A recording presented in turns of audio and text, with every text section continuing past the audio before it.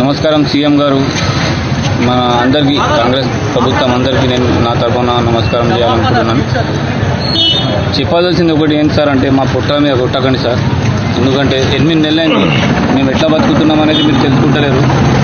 రెండోది, కనీసం మీరు తెలుసుకునేది ఉండే మా ఆటో వాళ్ళ గురించి. ఎందుకంటే ఏ విధంగా బతుకుతున్నాం అనేది అది కూడా మీరు తెలుసుకోలేకపోతున్నారు సార్. ఎందుకంటే పరిస్థితి ఎట్లా అయిపోయింది ఆటో వాళ్ళది అంటే సార్, పొద్దువాళ్ళ పెడితే అక్కడ చూడండి, ఒక ఆటో పొద్దువాళ్ళ 5కి పెట్టినాం, ఇంతవరకు ఒక మనిషి లేడు. నిర్మల్ పోతే మేము ఇక్కడ నుంచి ఒక 300 పడుతుండే కనీసం మాకు.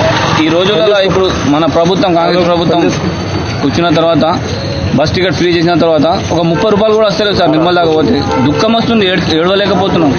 మధ్యాహ్నం పూట ఇంటికి పోతలేము సార్ అన్నం తినడానికి. ఏం తీసుకుపోయినాం, పైసలన్నీ తీసుకోదామని, కానీ అర్థమైతే లేదు సార్.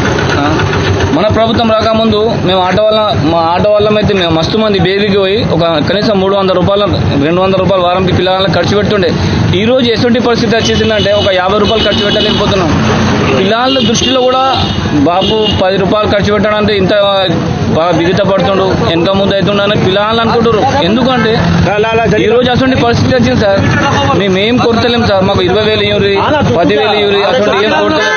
కాకపోతే ఈ బస్ టికెట్ ఫ్రీ అనేది తీసేయండి సార్. మీరు సర్వే చేస్తే ఖచ్చితంగా అవుతుంది సార్. సర్వే చేయండి మీరు. పేదవాళ్లకు, గరీబ్ వాళ్ళకు, కాళ్ళు చేతులు లేని వాళ్ళకు, గుడ్డి వాళ్ళకు, అసలు వాళ్ళకు పెట్టండి.